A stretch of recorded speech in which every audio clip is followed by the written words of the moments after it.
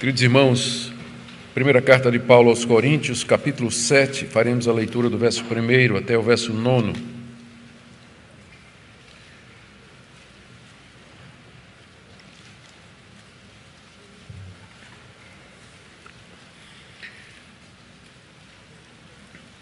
Primeiro aos Coríntios 7, de 1 a 9. Questões sobre o casamento. Quanto ao que vocês me escreveram, é bom que o homem não toque em mulher? Digo que por causa da imoralidade, cada homem tenha a sua esposa e cada mulher tenha o seu próprio marido. Que o marido conceda à esposa o que lhe é devido, e também de igual modo a esposa ao seu marido. A esposa não tem poder sobre o seu próprio corpo, e sim o marido. E também de igual modo o marido não tem poder sobre o seu próprio corpo, e sim a esposa. Não se privem um ao outro, a não ser talvez por mútuo consentimento, por algum tempo, para se dedicarem à oração. Depois retomem a vida conjugal, para que Satanás não tente vocês por não terem domínio próprio. E digo isso como concessão e não como mandamento. Gostaria que todos os homens fossem como eu. No entanto, cada um tem de Deus o seu próprio dom, um na verdade de um modo, outro de outro. E aos solteiros e às viúvas digo que lhes seria bom se permanecessem no estado em que também eu vivo. Mas se não conseguem se dominar, que se casem, porque é melhor casar do que arder em desejos, ou como diz Almeida atualizada, do que viver abrasado. Vamos orar, queridos, mais uma vez. Pai, nós estamos diante da Tua Palavra e do que ela diz a respeito de um tema tão central na nossa vida, tão importante para nós. Pedimos, portanto, que Teu Espírito Santo nos guie para que possamos, com exatidão, saber o Teu querer nessa área, para que não sigamos pensamentos humanos, não sigamos nosso próprio coração, mas a revelação do Senhor, que foi dada para o nosso bem. Por isso, orienta-nos, ó Deus, e dê que hoje à noite a exposição da Tua Palavra traga luz, entendimento, conforto, instrução, consolo, orientação, conforme a necessidade de cada um daqueles que nos escuta nessa noite. É o que pedimos em nome de Jesus. Amém. Para que nós possamos compreender, queridos, o capítulo 7, que o apóstolo Paulo escreveu, nós precisamos ter em mente, precisamos fazer algumas considerações. A primeira delas é que Paulo tem diante de si uma carta que foi escrita pelos crentes de Corinto e que deve ter sido trazida por aquela comissão de 3 pessoas que Paulo menciona no capítulo 16, no final, Estéfanas, Fortunato e Acaico. Eles trouxeram uma oferta para o apóstolo Paulo, vinda da igreja de Corinto, trouxeram informações a respeito do estado da igreja e também trouxeram essa carta. Nós dizemos que é uma carta porque está aí no verso 1, muito claro, não é? Quanto ao que vocês me escreveram. Então, o que nós temos é a primeira carta dos Coríntios para Paulo e aqui nós temos a primeira carta de Paulo aos Coríntios, em resposta a essa carta. E essa carta, ela traz questões a respeito do casamento, nós vamos ver que questões seriam essas. Aparentemente também perguntas referentes a coisa sacrificada a ídolos. Veja como começa o capítulo 8. No que se refere a coisas sacrificadas a ídolos. Então dá a impressão de que era o outro item, não é? Mais um item da carta. E assim por diante. Há várias outras questões que parecem ter composto aquela carta, não é?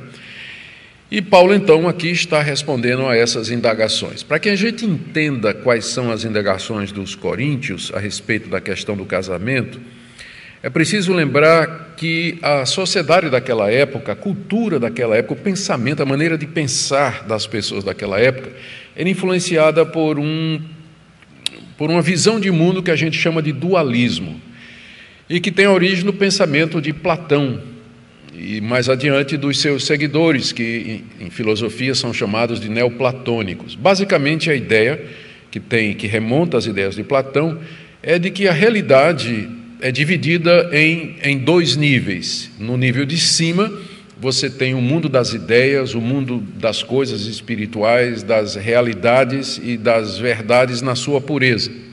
E no nível de baixo, você tem o mundo material, que é uma expressão imperfeita do que existe idealmente no andar de cima. Então, de acordo com essa perspectiva, a matéria é inferior às coisas do espírito. E em alguns momentos extremos desse pensamento, a matéria seria intrinsecamente má, enquanto que as coisas do espírito seriam todas intrinsecamente bons. Então, essa visão de ver a realidade marcava muito a cultura daquela época. E isso explica algumas coisas que nós encontramos no Novo Testamento. Por exemplo, aqui mesmo nessa primeira carta de Paulo aos Coríntios, a gente percebe que, quando vai tratar da questão sobre casamento, esse pensamento dualista está presente. Há uma predileção pelo ficar solteiro, não é? Uma vez que, se você casa, você vai ter relações sexuais que envolvem corpos e que, portanto, é inferior. Então, aparentemente, ficar solteiro seria mais espiritual do que você casar. Também um outro reflexo desse pensamento a gente encontra no capítulo 15, que a gente tem pela frente, né? Ainda vários capítulos na frente, onde tinha um grupo na igreja de Corinto que não aceitava a ressurreição de mortos. Ou seja, por que Deus haveria de ressuscitar corpos? Deus é espírito e nós temos que cuidar das coisas do espírito. E não nos devemos preocupar com a materialidade. Por que ressurreição? E nós vimos na exposição passada, a exposição que Paulo faz do que nós chamamos de uma teologia do corpo, onde ele coloca o corpo no mesmo nível da alma espírito, né, dando o mesmo valor e a mesma dignidade. E eu até comentei que isso que Paulo está fazendo aqui é contrário ao espírito da época. Paulo valoriza o corpo e, portanto, como tal, nós devemos cuidar dele e devemos tratá-lo com honra e com dignidade.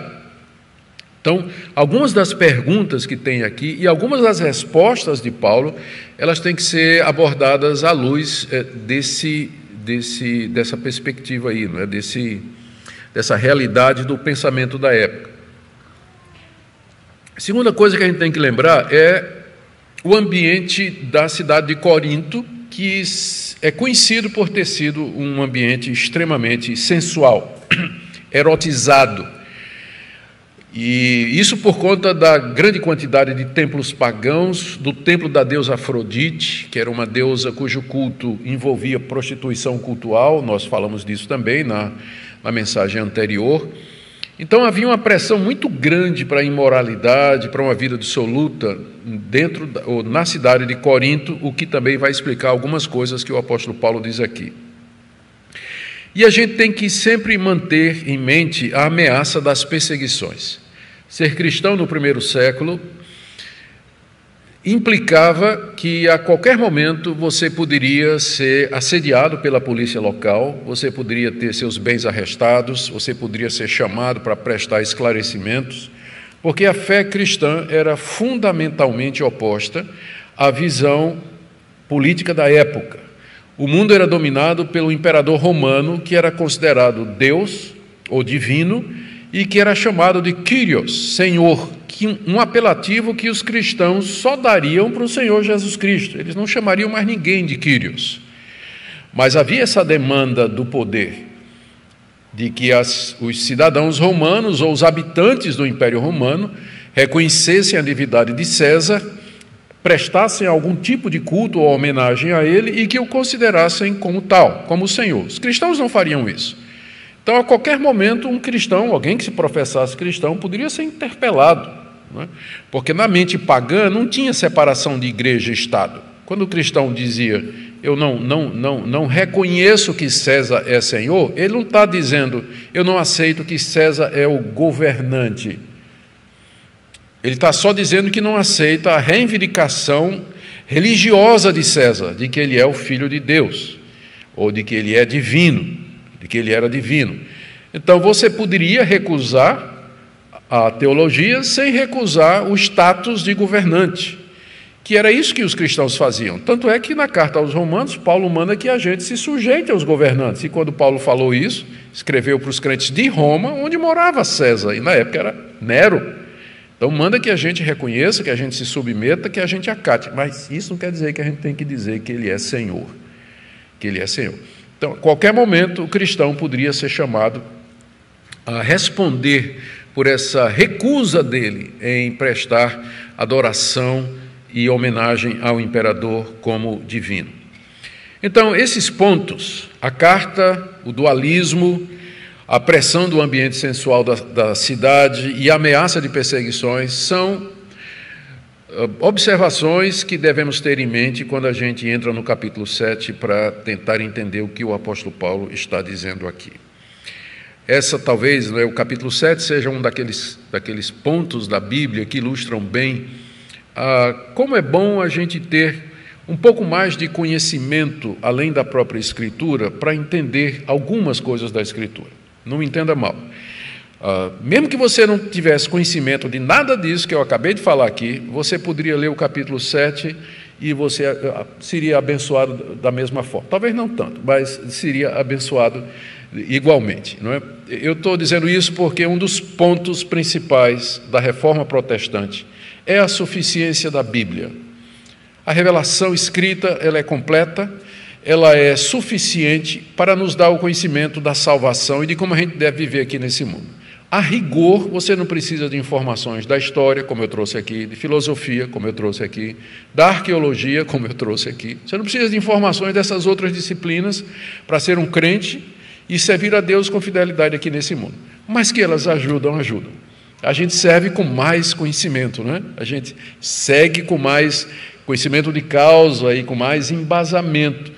E por isso que estudos são importantes, e é por isso que Deus colocou na igreja pastores e mestres, exatamente para ajudar o rebanho a, em cada cultura, em cada sociedade, entender a sua fé, entender a Escritura melhor e servir a Deus de maneira mais relevante e de maneira mais significativa, né? Para nós e também para os outros. Muito bem. Quando a gente lê o capítulo 7, a gente faz o que chamamos em hermenêutica de uma leitura em espelho. Seria mais ou menos o seguinte: você está numa sala e você entra numa sala e lá seu amigo está no telefone. E você não ouve a outra pessoa, mas você ouve o que ele está dizendo no telefone. E aí, pelo que você está ouvindo ele dizer no telefone, você tenta depois reconstruir a conversa. É isso que nós estamos fazendo aqui. A gente não tem a carta dos Coríntios a Paulo, mas a gente tem a resposta. Então, pelas respostas, a gente tira as perguntas. A gente tenta, é a leitura em espelho, né? Vamos tentar entender quais eram as perguntas dos coríntios a partir das respostas que o apóstolo Paulo está dando, para que possamos fazer sentido desse capítulo complicado, né? Que é o capítulo 7, reconhecidamente complicado. Então, quando a gente faz isso, e já adiantando o assunto, parece que as perguntas que são feitas aqui são essas. Primeiro, é melhor casar ou ficar solteiro? Você pode entender porque é que os coríntios fariam essa pergunta quando você lembra do dualismo que passava pela cabeça e as perseguições, porque sempre é melhor você escapar sozinho do que tendo pela mão uma mulher grávida e com mais 3 meninos agarrados na barra da saia, né? Então é mais fácil, em certas circunstâncias, ficar solteiro, pelo menos era o que parecia. Os coríntios queriam saber qual a opinião de Paulo. A segunda pergunta: eu sou casado, posso me abster de sexo para poder servir melhor a Deus, do sexo conjugal? Fazer um voto assim de irmãos, né? Entre casados, para a gente poder servir melhor a Deus? Posso fazer isso? Pois é, a gente fica pensando, mas como é que alguém faz uma pergunta dessa? Você considerar tudo o que eu disse no início, você vai entender, né? Se você pensa que sexo é uma coisa inferior porque envolve o relacionamento de corpos e você é um crente que quer ser mais espiritual, então seria natural você perguntar se não pode fazer um voto de celibato sendo casado, né? De não ter relações sexuais para ser mais puro e servir a Deus. Então, e aí a outra pergunta: posso me separar para servir melhor a Deus? Sou casado. Será que se eu me separasse eu não poderia servir a Deus melhor, teria mais tempo, não precisaria ter esse negócio de relação sexual, né? E me dedicar mais a Deus? Então, nesse ambiente, você pode imaginar que alguém vem com essa pergunta. E o que é melhor para os solteiros e viúvas, ou viúvos em geral? É permanecer desse jeito ou casar? Então, estas são as principais perguntas que nós podemos imaginar que os coríntios fizeram ao apóstolo Paulo. E que ele tenta responder aqui no capítulo 7, não é? Tenta não, né? Ele responde aqui no capítulo 7. Nós é que vamos tentar entender essas respostas e fazer algumas aplicações para nós. É evidente que hoje não dá para ver tudo, vamos tentar ficar nas primeiras duas perguntas. O que é melhor, casal ficar solteiro, ou então posso me abster de sexo para servir melhor a Deus? Então, vamos lá. Vamos começar com a primeira pergunta, se o que é melhor, casal ficar solteiro. No verso 1, isso aqui nós vamos do verso 1 até o versos 1 e 2. Paulo responde essa pergunta. A primeira dificuldade que a gente tem que enfrentar é a tradução do verso 1. A Almeida atualizada, a antiga Almeida, ela colocou assim: quanto ao que vocês escreveram, é bom que o homem não toque em mulher. Nessa tradução, a expressão é bom que o homem não toque em mulher fica sendo a resposta de Paulo. A pergunta, não é, se é melhor casar ou ficar solteiro. Mas do jeito que a Nova Almeida traduziu, e é uma das poucas vezes até agora em que eu vou discordar da tradução da Nova Almeida, ele colocou isso aqui na boca dos coríntios. Quanto ao que vocês me escreveram, abre aspas, é bom que o homem não toque mulher, como se isso tivesse sido uma declaração dos coríntios, não é? E nessa mesma linha vai a nova tradução da linguagem de hoje. Mas outras versões mais modernas, como a NVI ou a nova versão transformadora, elas seguem a Almeida antiga, dizendo que isso aqui já é a resposta de Paulo. Quanto à pergunta que vocês me fizeram, no que vocês me escreveram, eu respondo que é bom que o homem não toque em mulher. Então a pergunta deve ter sido essa, né? O que é melhor, ficar solteiro ou casar? Resposta de Paulo: quanto a isso que vocês estão me escrevendo, considerando as circunstâncias, a situação de vocês, eu acho melhor que o homem não toque em mulher. Tocar, essa expressão tocar em mulher é o que a gente chama de eufemismo. Paulo está evitando usar uma linguagem mais descritiva para evitar estimular o pensamento. Quando ele diz assim, não quero que toque em mulher, ou prefiro que não toque em mulher, ele está simplesmente dizendo, eu acho melhor ficar solteiro do que casar e ter relações sexuais. É isso que ele está dizendo. É bom que o homem não toque em mulher. Na situação em que vocês estão, é melhor assim. A resposta de Paulo pode parecer contradizer o que está escrito lá em Gênesis. Não é bom que o homem fique só. E, de fato, na criação, Deus estabeleceu o casamento como sendo o padrão para toda a humanidade. A vontade de Deus geral, o plano geral de Deus, o modelo geral de sociedade é que cada pessoa case e tenha a sua própria família, que tenha filhos e cumpra o mandamento de encher a terra.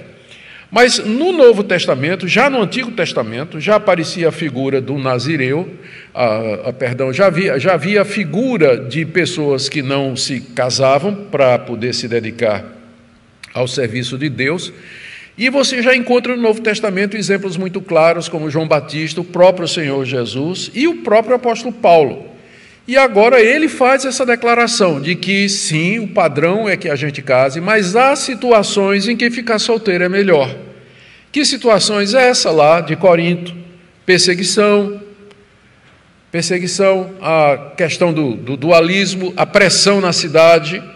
Então, há situações em que ficar solteiro é melhor. E esse é um ponto muito importante para nós, porque se nós não levarmos isso em consideração, nós vamos pensar que o plano de Deus é sempre que você case E que se você não casou é porque você é inferior, você não tem mérito, você é uma pessoa assim que ninguém lhe quer. E que isso é um descrédito ou um demérito para você.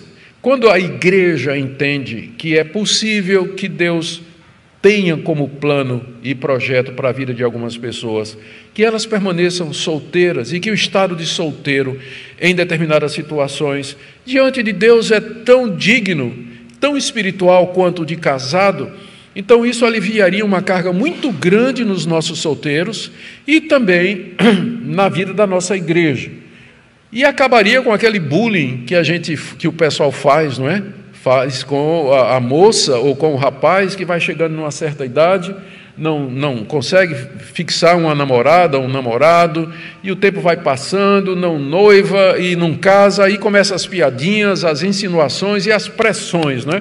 E aí a pessoa acaba casando só para se livrar da pressão que às vezes a própria igreja coloca. A igreja deveria reconhecer essa resposta do apóstolo Paulo aqui, que há situações em que a melhor coisa é não casar mesmo, e que, portanto, ele está falando de uma situação específica de Corinto, mas o princípio já está introduzido. Há situações, ou ser solteiro não é sempre a vontade de Deus. Ser casado não é sempre a vontade de Deus. Existe a possibilidade da solteirice, né? Não sei se essa palavra existe, mas eu estou usando aqui de qualquer maneira. Então, quanto ao que vocês me escreveram, considerando todas as circunstâncias, é bom que o homem não toque em mulher. Mas ficar solteiro não é só ficar solteiro, é ficar solteiro e puro. Porque ficar solteiro e pulando a cerca, ficar solteiro e tendo namorados, não é isso que o apóstolo Paulo está dizendo aqui. Quando ele diz que é bom não toque em mulher, ele está falando a ficar solteiro, no caso do rapaz, não é? E não ter, realmente, né, não tocar nenhuma mulher sexualmente. Né? Pode dar um abraço, sem dúvida, né? Não agora, na pandemia, mas pode abraçar, pode apertar a mão, né? Pode, né, trocar sinais de amizade, sinais físicos que nós temos, né? Mas não tocar sexualmente. Mas nem todo mundo consegue se controlar. Por isso que Paulo diz aqui no verso 2: digo que por causa da imoralidade, cada homem tenha a sua esposa e cada mulher tenha o seu próprio marido. Há situações em que ficar solteiro é melhor, mas por causa da imoralidade, a palavra imoralidade é a palavra porneia, a palavra mais ampla no grego para descrever todo tipo de relação sexual ilícita, e aqui já se percebe que Paulo coloca como porneia o sexo fora do casamento, né? Sexo fora do casamento é porneia, veja o texto. Por causa da imoralidade, então cada homem tem a sua esposa e cada mulher tem o seu próprio marido. Aqui tem pelo menos umas 3 ou 4 lições, 4 pontos que eu não posso deixar passar sem explicar. O primeiro deles: existe a possibilidade de você ficar solteiro, mas se você não consegue se controlar por conta da imoralidade, ele está falando para os coríntios, está se referindo à imoralidade da cidade, a pressão era muito grande, a tentação era muito grande. Se você não consegue vencer a imoralidade que existe na cidade e no seu próprio coração, casamento é a opção de Deus. Deus não conhece outra fuga para o desejo sexual, o impulso sexual descontrolado, né? A não ser o casamento. Tem que casar. Não é só ficar solteiro e puro. Se não consegue ficar solteiro e puro, então o plano de Deus, ou o escape de Deus, é o casamento. Segunda coisa, já disse, por essa palavra do apóstolo Paulo, está claro que sexo fora do casamento é porneia. Por mais que o pessoal tente aí justificar, por mais que diga que casamento é coisa de homem, casamento é instituição social, sem dúvida, não é casamento, é coisa de homem mesmo, nós estamos falando de homem aqui, não de anjo. E se dizer assim, não, mas é coisa da convenção social, não tenha dúvida, mas a sociedade quem ordenou foi Deus, né? Deus fala e guia através das convenções sociais também. E que, portanto, tem gente que quer viver junto, né? Acha que viver junto, isso aí resolve. Não, está falando aqui de casamento. Casal de namorados que vai para a cama, ou para o banco de trás do carro, o que quer que seja, para o apartamento dele ou dela, está quebrando isso aqui, é porneia. Terceira coisa, você já vê que o padrão aqui de casamento, ele é monogâmico. Cada marido, cada homem tem a sua esposa e cada mulher tem o seu próprio marido. É monogâmico e heterossexual. Está muito claro o padrão. No Antigo Testamento, a homossexualidade no casamento não era permitida. E o padrão era monogâmico no início, depois teve a poligamia. A resposta que a gente dá de que o Antigo Testamento permite a poligamia é isso aqui. A partir do Novo Testamento, o padrão de Deus volta, que ela nunca mudou, né? Deus sempre quis a monogamia, né? Permitiu no Antigo Testamento por conta da situação cultural da época, da dureza do coração, uma série de outras coisas, mas agora, quando Cristo veio, o padrão de Deus está claro, é monogamia. Não tem como defender poliamor aqui, não é? Nem relações homoafetivas. E a última coisa que eu tenho que comentar aqui nessa passagem é que essa passagem puxa o tapete do pessoal que diz que Paulo era machista. Já ouviu essa declaração? Que Paulo era machista? Agora veja bem, o que Paulo está dizendo aqui é revolucionário para a sua época. Ele diz aqui que cada homem tem a sua própria esposa. E pelos padrões da época ele deveria ter parado aqui. Mas ele continua, e cada mulher tenha o seu próprio marido. Está dando à mulher o mesmo direito que está dando ao homem. Está indo na contramão da cultura da sua época, que era machista, patriarcal.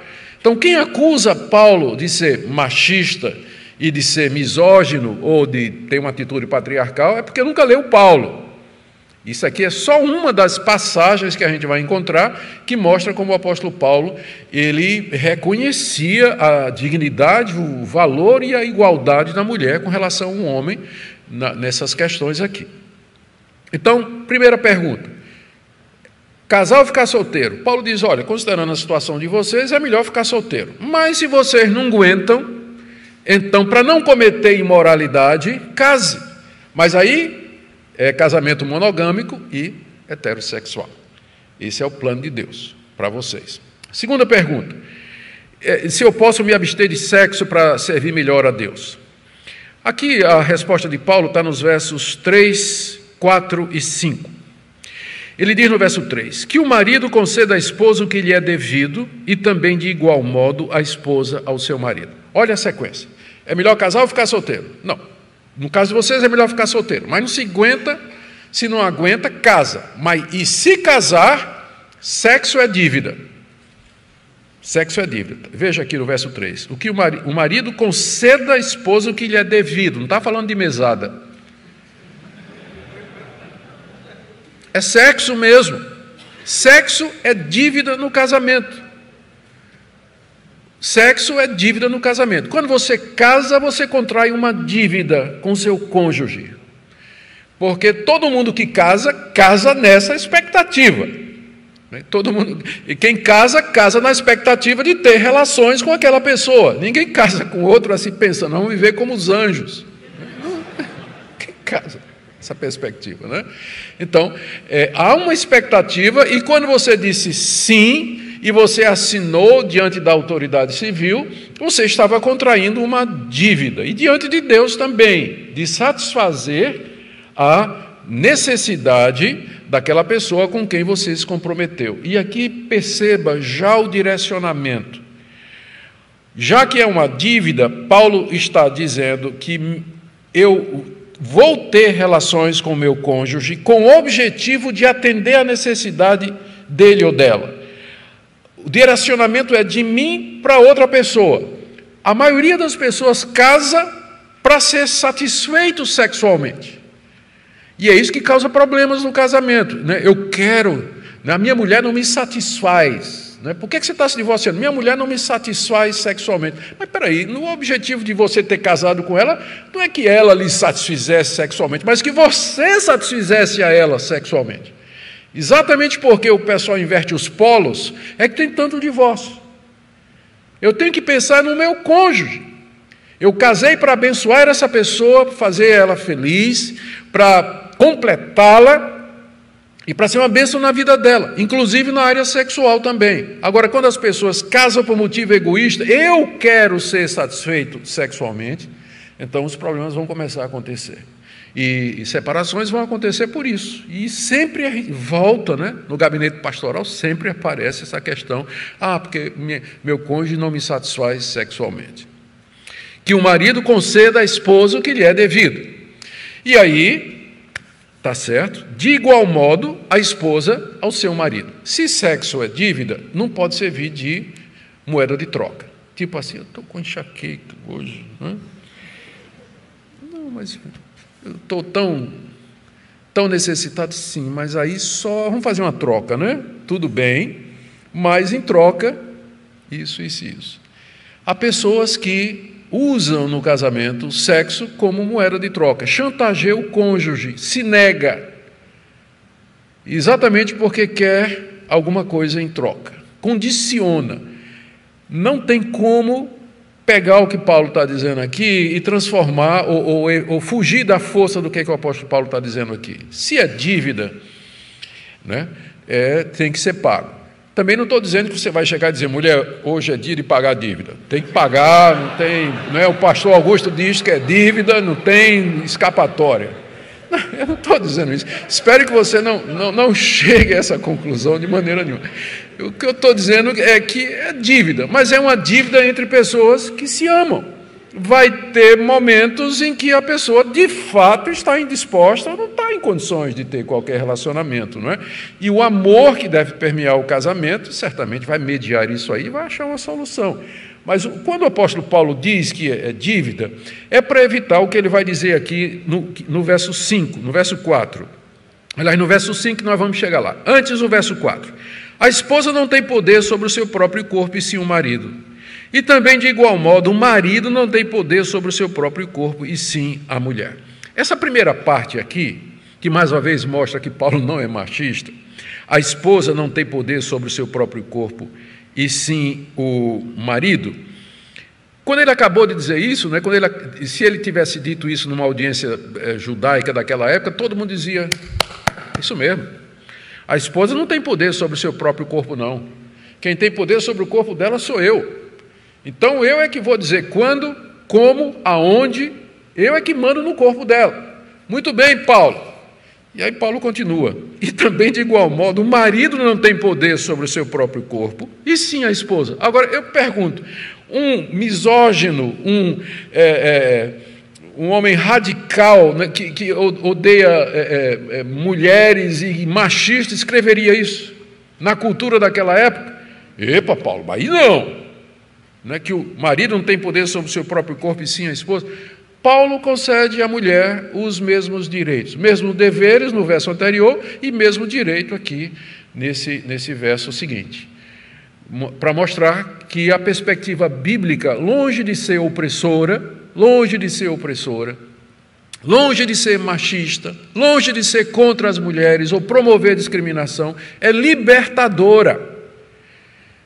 Isso aqui é uma libertação para aquela época. E até para os dias de hoje também, em ambientes onde esse tipo de postura é manchado pelo típico machismo nordestino. Não, desculpa, machismo tem em todo lugar, não é só no Nordeste, não. Todo lugar tem isso. Todo lugar tem isso. Mas a palavra de Deus, ela é libertadora. E agora, a situação que Paulo está querendo evitar, quando ele está dizendo isso, a questão da dívida e a questão do domínio sobre o corpo, a questão que ele quer evitar está aí no verso 5. Não se privem um ao outro, a não ser talvez por mútuo consentimento, por algum tempo, para se dedicar à oração, depois retomem a vida conjugal para que Satanás não tenha de vocês por não terem domínio próprio. Esse conselho do apóstolo Paulo é um conselho que parte da sabedoria, por isso que alguns acham que o apóstolo Paulo ele não era solteiro, ele era ou viúvo ou havia sido largado pela mulher, porque ele parece saber do que é que ele está falando. Essas palavras são ditas por alguém que parece que tem experiência, que tem conhecimento daquilo que ele está falando.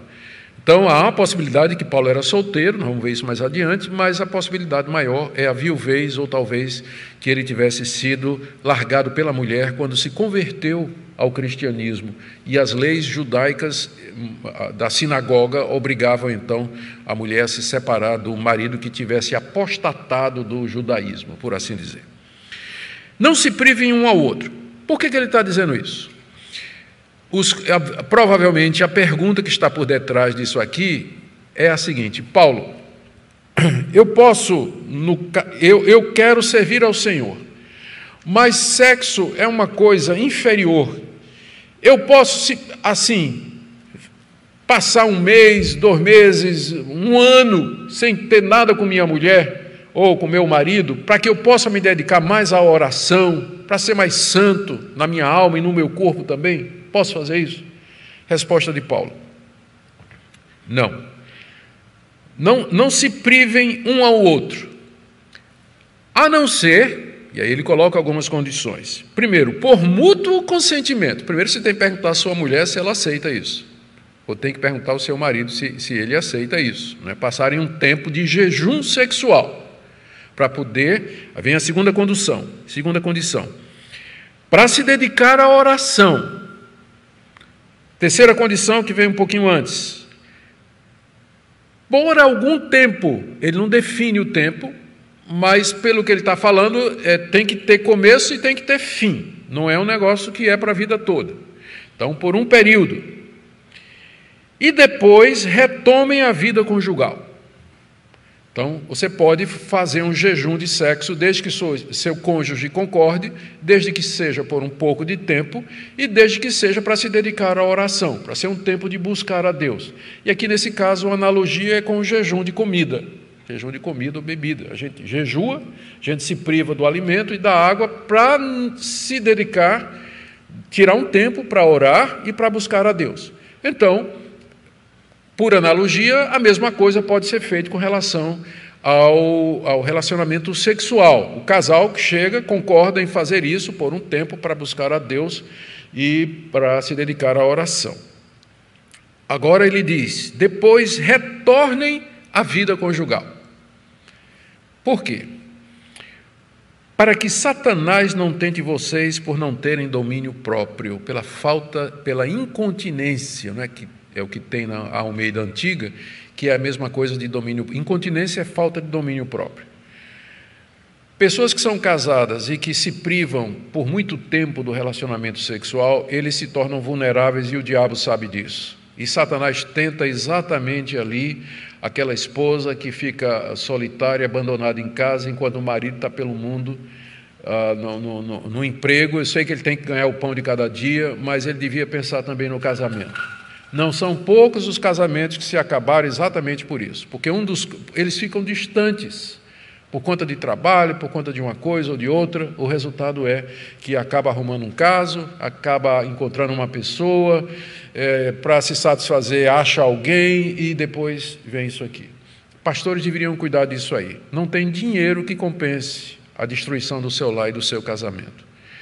Eu já contei essa história várias vezes, mas ela é a melhor que eu conheço, para ilustrar o que eu estou falando aqui. Tinha esse crente muito rico e que tinha um hobby de sair para pescar. Então ele tinha um iate, né, que ele usava para esses tempos, né? E quando ele ia assim, ele passava 1 semana, 2, lá no alto mar, pescando.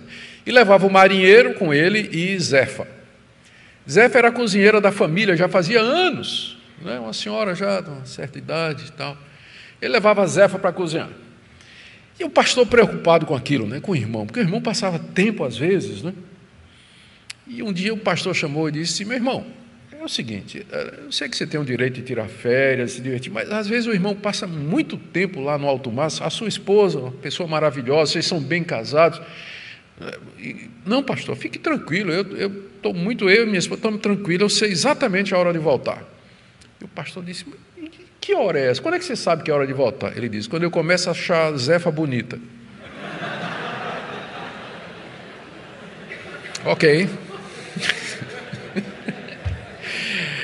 Então, meu irmão, quando você começar a achar a Zefa bonita, volta para casa. Está na hora. Não se prive, porque o diabo tenta pela falta de domínio próprio. Ele sabe exatamente aonde é que ele vai tentar a pessoa. Ele sabe exatamente onde vai tentar a pessoa. Para que as pessoas não transformem essa palavra do apóstolo Paulo numa lei, porque o que ele está falando é de uma possibilidade. Ele diz aqui no final dessa sessão, no verso 6, dizendo assim: e digo isso como concessão e não como mandamento. Então, essa questão de jejum sexual é uma concessão para os casais que querem fazer, porque a prática é ter relacionamento sexual constante, abundante e satisfatório, especialmente para os crentes, não é, que deveria ser o povo que mais desfruta disso.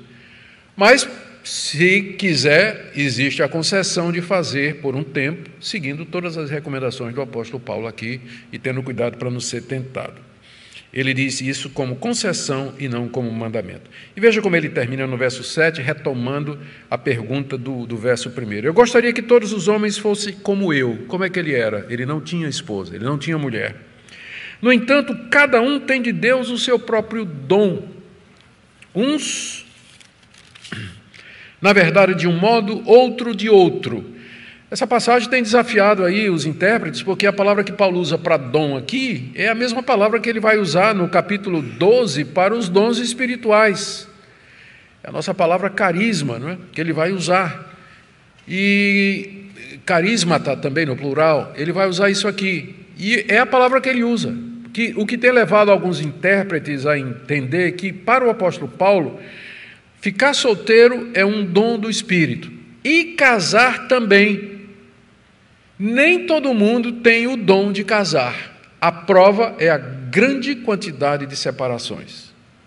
Porque para você casar, você tem que ter graça e misericórdia para renunciar a você mesmo, perdoar, suportar, ser paciente, dividir sua vida com outra pessoa, abrir mão da sua individualidade, saber viver com outra pessoa debaixo do mesmo teto e ter uma alta capacidade de resolução de conflitos.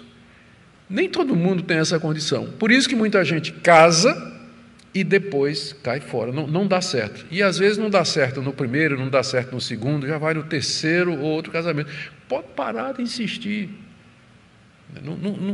Não foi feito para isso. Você não tem isso aqui que Paulo chama de o dom. Um tem de um jeito, outro de outro.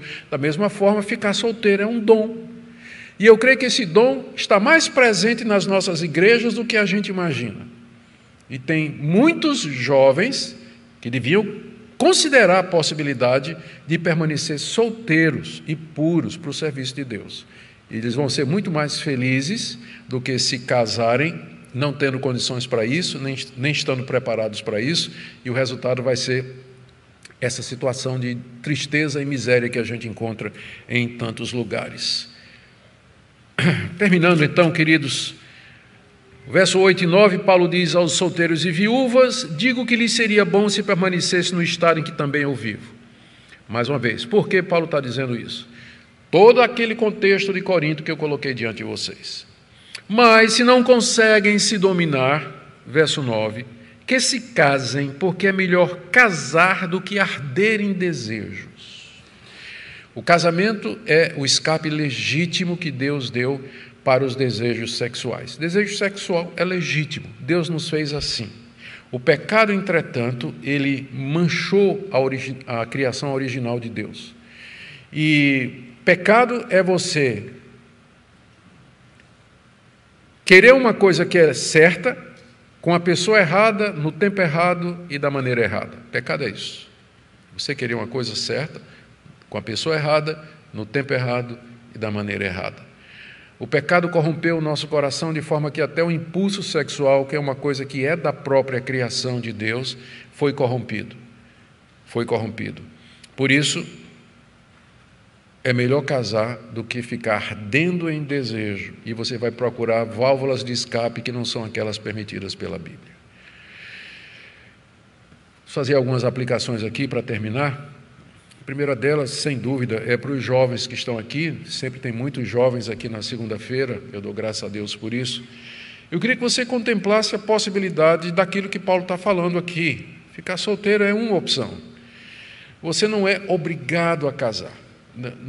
A igreja não deveria cobrar de você, a família não deveria cobrar de você isso. Claro, o padrão de Deus, geral, é o casamento. Mas há exceções, e nós deveríamos valorizar essas exceções, para que a gente não force ao casamento, pela pressão e pelo bullying, aqueles que seriam mais felizes e mais realizados, serviriam a Deus melhor se tivesse permanecido solteiro. Segunda coisa, para você que está casado, a Bíblia é muito clara. Casou, seu alvo e seu propósito na vida é satisfazer aquela pessoa a quem você disse sim, até que a morte os separe. E isso também na área do relacionamento sexual.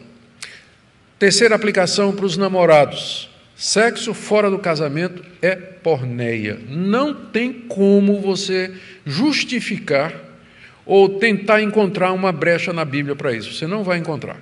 A única forma de você ficar com consciência tranquila por ter relações com seu namorado ou sua namorada é você relativizar a Bíblia ou abandonar a Bíblia. Mas se você levar a Bíblia a sério, você vai ver que o ambiente, o único ambiente que Deus preparou para que você satisfaça os desejos sexuais é o ambiente do casamento. Em todos os outros casos, a opção é pelo domínio próprio, como a gente viu aqui pelo menos 2 vezes a expressão aparecer.